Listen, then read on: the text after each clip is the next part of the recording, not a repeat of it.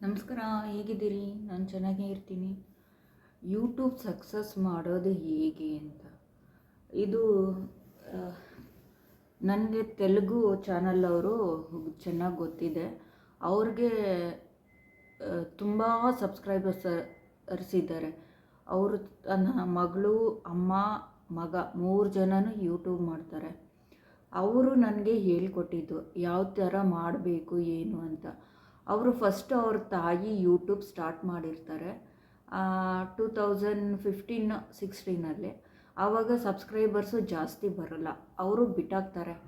ಆಮೇಲೆ ಅವರು ಮಗಳು, ಮಗ ಅವ್ರ ಮನೇಲಿ ಏನೋ ಫಂಕ್ಷನ್ ಆಗ್ತಾ ಇರುತ್ತೆ, ಅದನ್ನು ಅಡುಗೆಗಳನ್ನೆಲ್ಲ ಶೂಟ್ ಮಾಡಿ ವಿಡಿಯೋ ಹಾಕ್ತಾರೆ.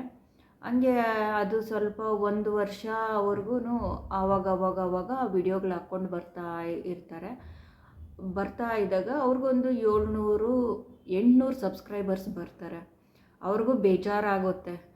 ಅಯ್ಯೋ, ನಮಗೂ ಹಂಗೆ ಆಗಿದ್ದು, ಬೇಜಾರಾಗುತ್ತೆ, ಎಷ್ಟು ಹಾಕಿದ್ರೂ ಸಕ್ಸಸ್ ಆಗ್ತಾ ಇಲ್ಲ ಅಂದ್ಬಿಟ್ಟು ಅವ್ರೇನು ಮಾಡ್ತಾರೆ, ಬಿಟ್ಟಾಗ್ಬಿಡ್ತಾರೆ. ಅವ್ರ ತಾಯಿಯವರು ಇವ್ರಿಗಿಂತ ಮುಂಚೆ, ನನ್ನ ಫ್ರೆಂಡು ಅವ್ರ ತಾಯಿ ಇವ್ರಿಗಿಂತ ಮುಂಚೆಯಿಂದಲೇ ಸ್ಟಾರ್ಟ್ ಮಾಡಿರ್ತಾರೆ. ಅವ್ರಿಗೆ ಬರೀ 300 ಸಬ್ಸ್ಕ್ರೈಬರ್ಸ್ ಇರ್ತಾರೆ. ಆಗ ಆಕೆ ಬಂದು ಇವ್ರದ್ದು 800 ಸಬ್ಸ್ಕ್ರೈಬರ್ಸು ಬರೀ 1 ವರ್ಷಕ್ಕೆ ಬಂದಿದೆ. ನಾನು 2-3 ವರ್ಷ ಆಯಿತು, ನನಗೆ ಇನ್ನೂ 200-300 ಸಬ್ಸ್ಕ್ರೈಬರ್ಸ್ ಇದ್ದಾರೆ, ಇವ್ರಿಗಿಷ್ಟು ಬಂದಿದ್ರೂ ಬಿಟ್ಟಾಗ್ಬಿಟ್ರು ಅಂದ್ಬಿಟ್ಟು ಅವ್ರೇನು ಮಾಡ್ತಾರೆ, ಇವರು ಮಾಡಿರೋ ಚಾನಲ್ನ, ಇವ್ರ ಮಗಳ ಚಾನಲ್ನ ಎತ್ಕೊತಾರೆ.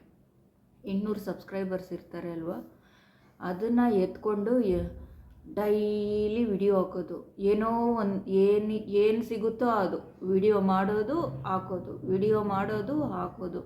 ಒಳ್ಳೆ ಕಂಟೆಂಟ್ ಅಂತ ಏನೂ ಇಲ್ಲ, ಯಾವುದು ಸಿಕ್ಕಿದ್ರೆ ಹೌದು ಹಾಕೋದು. ಅಂದರೆ ಟೈಮ್ ಕರೆಕ್ಟಾಗಿ ಹಾಕೋದು, ಪ್ರತಿನಿತ್ಯನೂ ಹಾಕೋದು.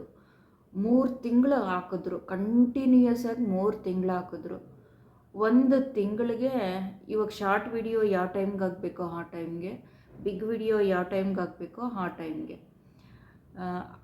ಆಗ್ತಾಯಿದ್ರು. 1 ತಿಂಗಳಿಗೆ 40,000 ಸಬ್ಸ್ಕ್ರೈಬರ್ಸ್ ಬಂದರು.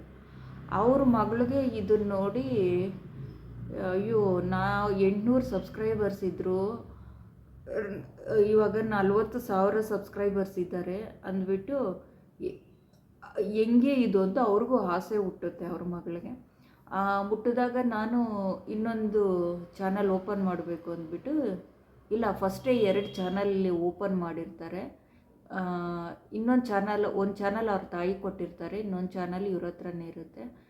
ಇವ್ರ ತಾಯಿ ಚಾನಲ್ನ ಏನು ಅಂದ್ಕೊಂಡಿರ್ತಾರೆ, ಸಬ್ಸ್ಕ್ರೈಬ್ ಮಾಡಿರೋರೆಲ್ಲ ಇವ್ರ ಮಗಳ ಚಾನಲ್ಲೇ ಅಂದ್ಕೊಂಡಿರ್ತಾರೆ. ಬಟ್ ಇವ್ರು ಎತ್ಕೊಂಡಿರೋದು ಅವ್ರಿಗೆ ಗೊತ್ತಿರೋದಿಲ್ಲ. ಆಮೇಲೆ ಇವ್ರ ಮಗಳು ಇನ್ನೊಂದು ಚಾನಲ್ಲು, ಅದೇ ಬೇರೆ ಚಾನಲ್ ಇರುತ್ತೆ ಅಲ್ವ, ಅದು ಓಪನ್ ಮಾಡಿದಾಗ ಈ ಜನರಿಗೆ ಕನ್ಫ್ಯೂಸ್ ಆಗಿ ಎಲ್ಲ ಕಮೆಂಟ್ಗಳಲ್ಲಿ ಕೇಳ್ತಾ ಇರ್ತಾರೆ, ಇದು ಯಾರ ಚಾನಲು, ಇದು ಯಾರು, ನಿಮ್ಮ ಮಗಳದಲ್ವಾ ಅಲ್ವಾ ಅಂತ. ಆವಾಗ ಇವರು ಓಪನ್ ಅಪ್ ಆಗ್ತಾರೆ, ಇಲ್ಲ ಈ ಚಾನಲ್ಲು ನಂದು, ನನ್ನ ಮಗಳದು ಅದು ಅಂದ್ಬಿಟ್ಟು. ಅವ್ರ ಮಗಳೂ ಕಂಟಿನ್ಯೂಯಸ್ ಆಗಿ ಒಂದು ದಿವಸ ಬಿಟ್ಟು ಒಂದು ದಿವಸ ವಿಡಿಯೋ ಹಾಕೋದಕ್ಕೆ ಸ್ಟಾರ್ಟ್ ಮಾಡ್ತಾರೆ, ಪರ್ಟಿಕ್ಯುಲರ್ ಟೈಮ್ಗೆ. ಇವ್ರ ತಾಯಿ 3 ತಿಂಗಳಿಗೆ 1,00,000 ಸಬ್ಸ್ಕ್ರೈಬರ್ಸ್ ದಾಟಿಬಿಡ್ತಾರೆ ಇವ್ರ ತಾಯಿಗೆ. ಇವ್ರ ಮಗಳಿಗೆ ಅಷ್ಟೊಂದು ಆಗಿರೋದಿಲ್ಲ. ಇವ್ರ ಮಗಳು ಹಂಗೆ ಆಗ್ತಾ ಇರ್ತಾರೆ. 4ನೇ ತಿಂಗಳು 5ನೇ ತಿಂಗಳು ಬರೋ ಟೈಮ್ಗೆ ಇವ್ರ ಮಗಳಿಗೆ ಇವ್ರ ತಾಯಿಗಿನ್ನ 20,000 ಜಾಸ್ತಿ ಸಬ್ಸ್ಕ್ರೈಬರ್ಸ್ ದಾಟಿಬಿಡ್ತಾರೆ. ಇವಾಗ ಅವ್ರ ಮಗಳು, ಇವ್ರ ತಾಯಿ ಬಂದು 7,00,000 ಸಬ್ಸ್ಕ್ರೈಬರ್ಸ್ ಇದ್ದಾರೆ, ಅವ್ರ ಮಗಳಿಗೆ ಬಂದು 11,00,000 ಸಬ್ಸ್ಕ್ರೈಬರ್ಸ್ ಇದ್ದಾರೆ. ಅವರು ಹೇಳ್ಕೊಟ್ಟಿದ್ದು ಪರ್ಟಿಕ್ಯುಲರ್ ಟೈಮ್ಗೆ ನೀವು ವಿಡಿಯೋ ಹಾಕಬೇಕು. ಅದು ಏನಾದರೂ ಆಗಲಿ, ನಾವು ಬೀಳ್ತೀವೋ ಹೇಳ್ತೀವೋ ಬಿಡಬಾರ್ದು, ಹಾಕ್ತಾ ಇರಬೇಕು. ಅದು ಹೆಂಗಂದರೆ, ಒಂದು ಸತಿ ನಾವು ಡಿಸೈಡ್ ಮಾಡಿ ಅದನ್ನು ಎತ್ಕೊಂಡ ಮೇಲೆ ನಾವು ಅದನ್ನು ಸಕ್ಸಸ್ ಅಲ್ಲ, ಅದನ್ನು ನಾವು ಕೈ ಬಿಡಬಾರ್ದು. ಸಾವಾಗಲಿ ಬದುಕಾಗಲಿ ಅದರಲ್ಲೇ ಇದ್ಬಿಡಬೇಕು, ಅದರಲ್ಲೇ ಇರಬೇಕು. ಈ ಎಕ್ಸಾಂಪಲ್ ಹೆಂಗೆ ಅಂದರೆ, ಇವಾಗ ನಾವು ಮದುವೆ ಆಗಬೇಕು, ಒಂದೇ ಸತಿ ಮದುವೆ ಆಗಬೇಕು, ಅದು ಸಾವಾಗಲಿ ಬದುಕಾಗಲಿ ಆ ಗಂಡನ ಜೊತೆನೆ. ಏನಾದರೂ ಆಗಲಿ, ಕಷ್ಟನಾದರೂ ಆಗಲಿ ಸುಖನಾದರೂ ಆಗಲಿ ಆ ಗಂಡನ ಜೊತೆನೆ. ಹಂಗೆ ಯೂಟ್ಯೂಬು ಸಹ ಕಷ್ಟನಾದರೂ ಆಗಲಿ ಸುಖನಾದರೂ ಆಗಲಿ ಯೂಟ್ಯೂಬಲ್ಲಿ ಇದ್ಬಿಡಬೇಕು. ಆವಾಗ ಅದು ಸಕ್ಸಸ್ ಆಗ್ತಾ ಆಗ್ತಾ ಆಗ್ತಾ ಹೋಗುತ್ತೆ. ಒಂದು ಸತಿ ಡಿಸೈಡ್ ಮಾಡಿದ್ಮೇಲೆ ಬಿಡಬಾರ್ದು. ಮತ್ತು ಇನ್ನೇ ಅದು ಸಕ್ಸಸ್ ಆಗ್ತಾ ಆಗ್ತಾ ನಮಗೆ ಎಲ್ಲನೂ ಸಿಗ್ತಾ ಹೋಗುತ್ತೆ. ತುಂಬ ಬೆನಿಫಿಟ್ಸು ಇವಾಗ ಯೂಟ್ಯೂಬಿಂದ ಯಾವ್ಯಾವುದು, ಈಗ ಬೇರೆ ಕಡೆ ಹೋಗಿ ವಿಡಿಯೋಗಳು ಮಾಡಿದ್ರೆ ಇಷ್ಟು ಅಮೌಂಟ್ ಕೊಡೋದು, ಇನ್ಸ್ಟಾಗ್ರಾಮ್ ಇಂಪ್ರೂವ್ ಆಗೋದು, ಈ ಥರ ಸಾಕಷ್ಟು ಲಾಭಗಳು ಅದು ತನ್ನಷ್ಟಕ್ಕೆ ತಾನೇ ಸಿಗ್ತಾ ಹೋಗುತ್ತೆ. ಬಿಡಬೇಡ, ನೀನು ಕಂಟಿನ್ಯೂಯಸ್ ಆಗಿ ಹಾಕು ಅಂತ ನನಗೆ ತಿಳಿಸ್ಕೊಟ್ರು. ಇವಾಗ ಅವರು ಹಾಕ್ತಾ ಇದ್ದಾರೆ ಅಂದರೆ ಅವ್ರೇನು ಭಯಪಡಲ್ಲ, ಏನು ಸಿಕ್ಕಿದ್ರೂ ಹಾಕ್ತಾರೆ. ಎಡಿಟಿಂಗು ಚೆನ್ನಾಗಿ ಮಾಡ್ತಾರೆ. ಇವಾಗ ಅವರು ಒಬ್ಬರು ಎಡಿಟರ್ನ ಮತ್ತು ಕ್ಯಾಮ್ರಾಮನ್ನ ಇಟ್ಕೊಂಡಿರೋ ಲೆವೆಲಲ್ಲಿ ಇಟ್ಕೊಂಡಿದ್ದಾರೆ, ಆ ಲೆವೆಲಲ್ಲಿ ಇದ್ದಾರೆ. ಅವ್ರ ವಿಡಿಯೋಸ್ನೆಲ್ಲ ಒಬ್ಬರು ಕ್ಯಾಮ್ರಾಮ್ಯಾನ್ ಶೂಟ್ ಮಾಡ್ತಾರೆ, ಎಡಿಟರ್ ಒಬ್ರು ಇದ್ದಾರೆ. ಏಕೆಂದರೆ ಅವ್ರಿಗೆ ವಿಡಿಯೋಗಳು ಮಾಡಿ ಮನೆಯಲ್ಲಿ ಇರೋ ಬಿಸ್ನೆಸ್ಗಳು ಮಾಡೋದಕ್ಕೆ ಅವ್ರಿಗೆ ಟೈಮ್ ಸಾಕಾಗಲ್ಲ, ತುಂಬ ಕಷ್ಟ ಆಗ್ತಾಯಿದೆ. ತಂಬ್ಲೈನ್ ಮಾಡೋದಕ್ಕೆ ಎಲ್ಲದಕ್ಕೂ ಅವರು ಇವಾಗ ಒಬ್ಬರನ್ನ ಅಪಾಯಿಂಟ್ ಮಾಡಿಕೊಂಡು ಅವ್ರಿಗೆ ತಿಂಗಳಿಗೆ ಇಷ್ಟು ಸ್ಯಾಲ್ರಿ ಅಂತ ಕೊಡ್ತಾರೆ. ಅವರು ಮಗಳಿಗೆ ತಿಂಗಳಿಗೆ 3.5 ಲಕ್ಷ ದುಡಿತಾ ಇದ್ದಾರೆ ಯೂಟ್ಯೂಬಲ್ಲಿ. ಅವ್ರಿಗೆ 11 ಲಕ್ಷ ಸಬ್ಸ್ಕ್ರೈಬರ್ಸ್ ಇದ್ದಾರೆ. ಅವ್ರ ಮನೇಲಿ ಎಲ್ಲರೂ ಯೂಟ್ಯೂಬರ್ಸೇ. ಅಂದರೆ ಒಬ್ಬರ ಹಾಕಿರೋ ಕಂಟೆಂಟ ಇನ್ನೊಬ್ರು ಹಾಕೋದಿಲ್ಲ. ಒಬ್ಬರು ಫುಡ್ಡು ತಿನ್ನೋದು ಇರುತ್ತೆ ನೋಡಿ, ಅವ್ರ ಮಗ ತಿನ್ನೋ ವ್ಲಾಗ್ಸ್ ಹಾಕಿದ್ರೆ ಇವರು ಕುಕ್ಕಿಂಗ್ ಮಾಡೋ ವ್ಲಾಗ್ಸ್ ಹಾಕ್ತಾರೆ. ಇವರು ತಾಯಿ ಬಂದು ಹೊರಗಡೆ ಏನಿದೆ ತೋಟಗಳು ಆ ಥರದ ವ್ಲಾಗ್ಸ್ ಮಾಡಿ ಹಾಕ್ತಾಯಿದ್ದಾರೆ. ಇದು ಯೂಟ್ಯೂಬು ಈ ಥರ ಸಕ್ಸಸ್ ಆಗುತ್ತೆ ಅಂತ ಹೇಳ್ಕೊಟ್ರು. ನಾವು ಅಷ್ಟೇ ಸ್ಟಾರ್ಟಿಂಗಲ್ಲಿ ಕಂಟಿನ್ಯೂಯಸ್ ಆಗಿ ಒಂದೇ ಪರ್ಟಿಕ್ಯುಲರ್ ಟೈಮ್ಗೆ ಹಾಕ್ತಾಯಿದ್ವಿ. ಆವಾಗ ಎಲ್ಲ ತುಂಬ ಆಗ್ತಾಯಿತ್ತು, ವ್ಯೂವ್ಸ್ ಎಲ್ಲ ಚೆನ್ನಾಗಿ ಬರ್ತಾಯಿತ್ತು. ಆಮೇಲೆ ನನಗೂ ಬೋರ್ ಹೊಡೀತು.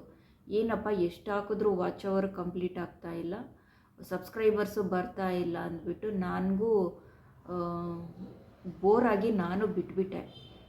ಬಿಡು ಏನು ಯೂಟ್ಯೂಬಲ್ಲಿ ಅಂತ. ಆಮೇಲೆ ಈ ಥರ ಹೇಳ್ಕೊಟ್ರು.